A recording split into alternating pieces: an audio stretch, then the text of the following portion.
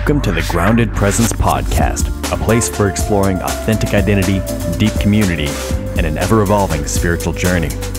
I'm your host, Daniel Powell, and today's show is all about how we so often miss each other in so many of our person-to-person interactions.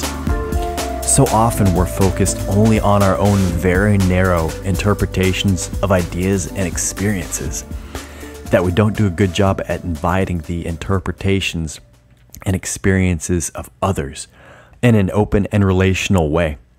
So I'm going to start by taking a look at a classic philosophical question and the ways we're usually prone to avoid deeper questions. We usually try to take the easy way out or dance around deep questions altogether by coming up with these crazy logical and irrational explanations and answers, instead of accepting the deeper invitation to ponder the questions of existence and our shared human experience. And then later in the episode, I'll share about an experience I recently had where I encountered one of these religious adages that Christians really love. And it's one I'm sure most of you are familiar with. A statement that I always thought was a very narrow-minded and reductive one. But this recent encounter opened it up and created this huge expansive space within it.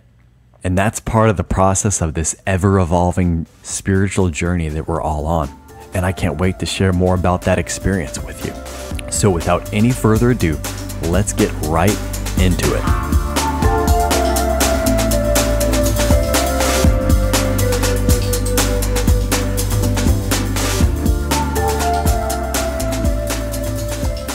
Welcome to episode 19 of the Grounded Presence Podcast, y'all. And you know what? I can say y'all now because I am in the South. And this is the first full podcast that I'm recording from my home here in beautiful Western North Carolina. The desk is set up. It's great. I'm using this new microphone that I've had for a while, but I wasn't able to use in Denver because we lived right off a busy road and this microphone's a little more sensitive, so it would pick up all the road noises and you'd hear like whoosh, whoosh, as I be talking, and we can't be having that. But we're in a much quieter location now and it's pretty quiet, so I like that. And I'm using this new microphone. I'm a little nerdy about audio, so I think it sounds a lot better. Hopefully you do too. But enough about that. I'm here, I'm settled, and I'm starting to get a lay of the land out here. And as I've been exploring my new surroundings, I've been on some hikes because, I'm from Denver and the mountains are just in my blood. If I'm not out there alone in the mountains, I'm not right in my head. So as I've been doing this, there are tons and tons of hikes to waterfalls up here, and they're just beautiful. But the ones I've been finding, I've been going with my wife and my daughter, and we usually, wind up at the trailhead, and it ends up being this really highly trafficked, very touristy waterfall hike. And on one respect, that's great, when you have a 2.5-year-old kid, because the trails are super wide and really easy for the toddler to walk on. And, there's tons of people with dogs walking up, so that entertains my daughter too. So, on one respect, that's great.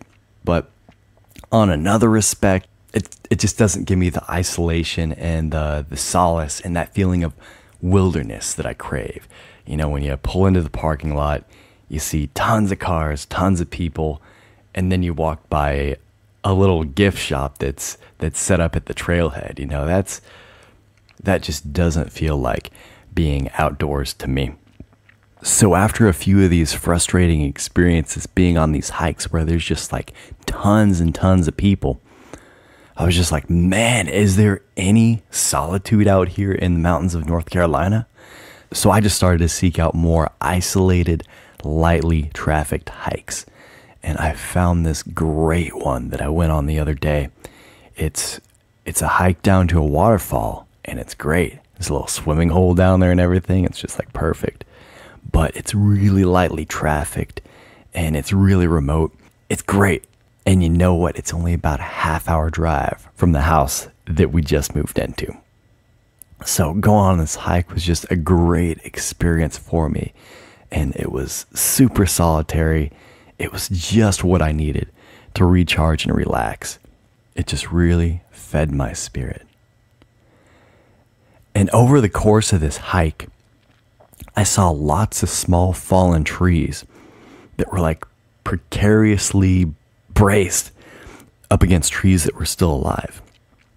And occasionally, if I was quiet enough, I could hear a small creak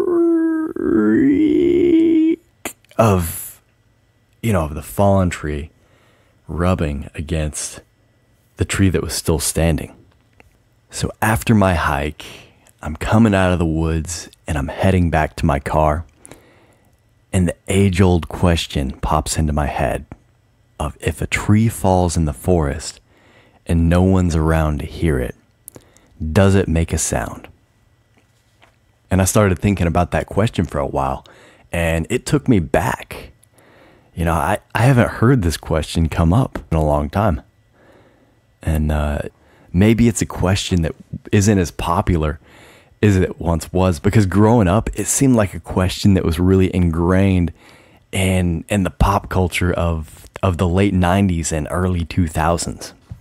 And I remember seeing this question pop up in, a bunch of sitcoms and movies, comedically struggling through this question. And as I'm thinking about this question on the drive home after my hike, there's this one scene that pops into my head with Will Smith, the Fresh Prince of Bel-Air, struggling with this question in classic form. So the scene begins, he walks into a philosophy class, and the teacher poses this question. Says, "Okay, kids, here's an oldie but a goodie. If a tree falls in the forest and no one's around to hear it, does it make a sound?" And Will Smith is the first one to answer, and he just gives a quick fire, "Well, yeah, of course it does." But then he kind of squints and ponders a little more and says, no, it doesn't. And then he thinks about it more and he starts to rationalize a bit. And he says, "Well, wait a minute. How big is this tree? And how about if it landed on a gopher or something? Does the noise that the gopher makes count?" And then the camera zooms out to a shot of the outside of the school building where he's struggling with this question. And the day fades into night as he vacillates back and forth, trying to figure this question out. And we all get a good laugh. And that back and forth between logical certainties just remind me of the way so many of my conversations go, And it's the way most conversations take place. We just entrench ourselves in a chosen opinion and try to defend it with logic and rationality. And that back and forth between rational certainties, it definitely has its place. But it makes for a pretty boring philosophic or deeper level conversation. It's totally funny to watch these rational gymnastics that we'll all try to do in an attempt to justify opinions about things that we have like really minimal lived experiential knowledge of. But at the end of the day, all the answers really miss the underlying purpose of what a question could and should be. It's especially if it's a philosophic or spiritual question. These polar arguments are really missing that potent existential element. And this argument, the way Will Smith had it, it reminds me a lot of the adolescent brain, or at least the way my adolescent brain worked. And the way it was trained to work on facts and figures and logic. And through the process of growing older, you just learn that the world isn't as black and white as you thought it was, and that there's a whole lot of gray out there, and you got to figure out how to deal with that. And I'm realizing now that there's so many questions and ideas like this. If a tree falls in the forest one, that in the past, I've really treated them as hard stop, yes or no questions. But really, there's so much more meat in them when they're approached with this posture of curiosity and wonder, rather than approaching them searching for logical certainty. And it's not as much of a matter of singular truth as it's more of a matter of interpretation. You know, it's like it's not science, it's more psychology. And I'm finding a lot of these questions that I have polarized in the past that it's more of an exercise of exploring the lens that each of us sees the world through, you know? And what are the underlying experiences that each of us brings into our interpretation of whatever question or whatever statement we might be exploring. So if a tree falls in the forest, yeah, it could be a yes or no question, but that's just a boring conversation. There's a deeper step that can be taken past this yes or no, either or essence that we often attach to this question. And with this specific question, it's an invitation into wondering, well, what is sound in the first place? How do you interpret the experience of sound? And exploring what are those assumptions that you hold beneath the language you used. You know? Is sound something that must be observed to exist? Like, now we're cooking. Now we're talking on a deeper level. Now we're talking about, matters of philosophy, not matters of rationality. We're talking about the general assumptions that we make about reality that hold up all of our other opinions and beliefs. And from there, we can get at a good conversation. One that dives deeper than just the things we think. And might be able to open us up even to new realizations about ourselves. Maybe about how we even arrived at a particular conclusion in the first place. And that's what I'm all about. That's where I like to live. And maybe philosophy is, a soft science. I mean, is it a soft science? I guess I'm not even sure what a soft science is, but that sounds right to me. And I like hard science too, but I like using hard science to get at the soft sciences. I like seeing how big scientific experiments and facts can affect your brain and inspire it with wonder. How a big exciting fact can change your state or your situation, rather than just science for science sake. Anyways, I think that's where things get really fun. At that deeper level of curiosity about what lies at a person's core, rather than just being concerned if they have correct preferences and accurate beliefs, or whether or not they make good judgments, We just all have different sets of experience and different information that we're trying to use to make sense of this crazy world, And we're all just trying to do the best we can with what we have to work with. And I've really enjoyed tugging on this thread of deep relational curiosity in my life over the past few years. And it's taken me to some really interesting places. Now, I will say that this type of curiosity isn't good. It's not at all good if you're trying to maintain a structured religious faith or some sort of straight-laced belief. But it is good if you want to dive to the depths of the human experience. Now, I said my curiosity has taken me to some really interesting places. And most recently, it's brought my family and I out here to North Carolina. I'm going to say this about it. It's been a very interesting transition. Moving from essentially the Mecca for progressive thought, where there's a marijuana dispensary on every corner, to a smaller town in the Bible Belt, where instead there is a church on every corner. And if you're scratching your head right now and you're like, why did he do that? Believe me, that thought definitely crossed my mind many times before we moved. And I definitely had my concerns about the change of culture and surroundings before we made the choice to move out here. But we did it anyway. And honestly, it hasn't been all that bad, believe it or not. People seem pretty relaxed here. And my philosophy about people and culture is quickly just becoming that individually, most people are just pretty chill, marginal, middle of the road people just trying to make their way in the world. And so far, I've found that to be true out here as well, even in the Bible Belt. But it's definitely been a big change, and it hit me with a bit of culture shock coming out here. Now, I've noticed that certain elements of Denver culture have been swapped out for elements of Southern culture, which has kind of weirded me out of it, particularly in the way that the South takes pride in advertising religion.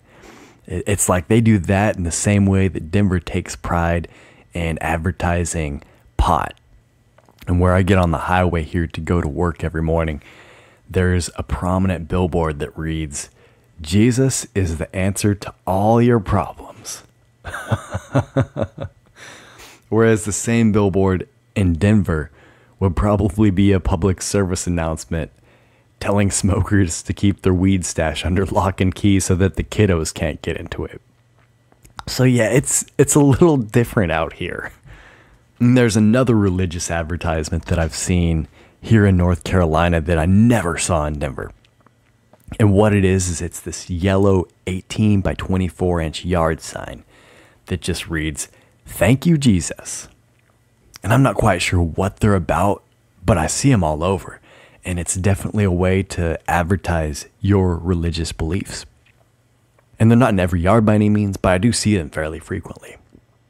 And on the other hand, the common yard sign that can be seen decorating a lot of Denver lawns is this sign that reads, "In this house we believe Black Lives Matter, no human is illegal, love is love, women's rights are human's rights, science is real, and injustice anywhere is a threat to justice everywhere."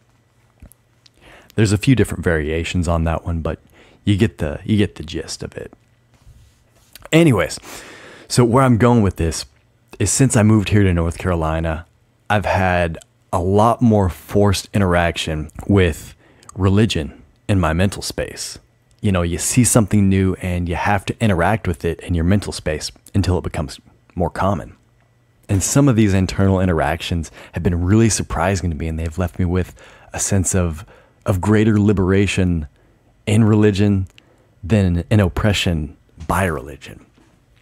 And let me explain what I mean by that. That might sound weird, that seeing a religious sign could make me feel that way. But there's one experience I had with one of these signs that I want to share with you in particular. So there's this little house on a 2-lane country highway that heads straight into the Blue Ridge Mountains. And there's this yard sign posted out front that reads, "The fear of God is the beginning of wisdom."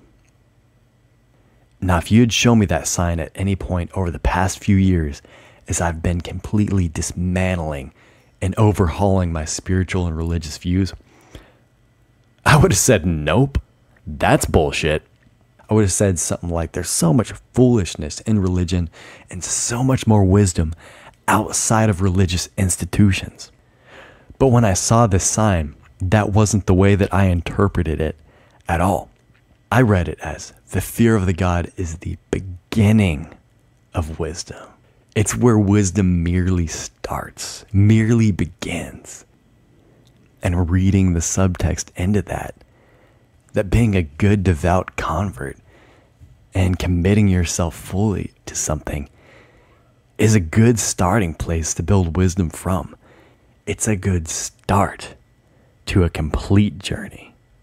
And that just filled me with so much life and joy to reinterpret and repurpose a text that came from a faith that I've had a lot of qualms with. You know, I was able to repurpose it into a more expansive statement instead of a reductive one.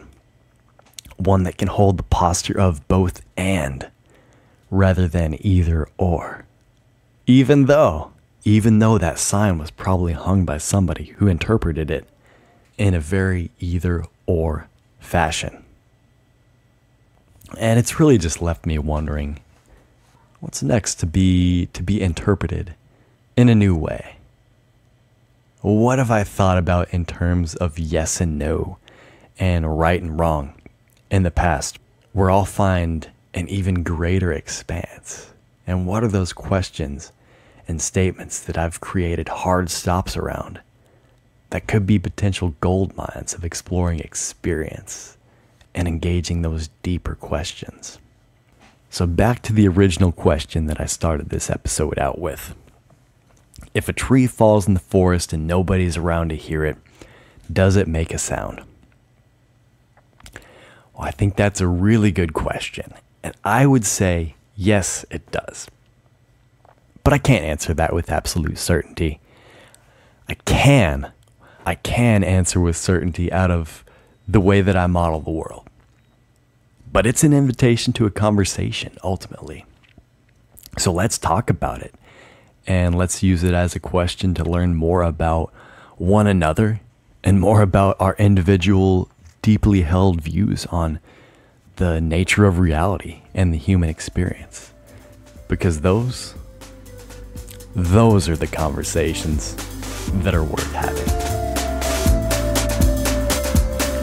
Make sure to follow The Grounded Presence on Facebook and Instagram. You can find me there under the handles @TheGroundedPresence. And feel free to send me an email at thegroundedpresence@gmail.com. And if you're loving the show, please rate it and review it on iTunes. That will really help the show out. And I'd be absolutely honored if you'd share your favorite episode with a friend who you think might enjoy the show, or on one of your social media accounts. So stay grounded in your true identity out there and be present in all your interactions. And I will see you right back here in 2 weeks.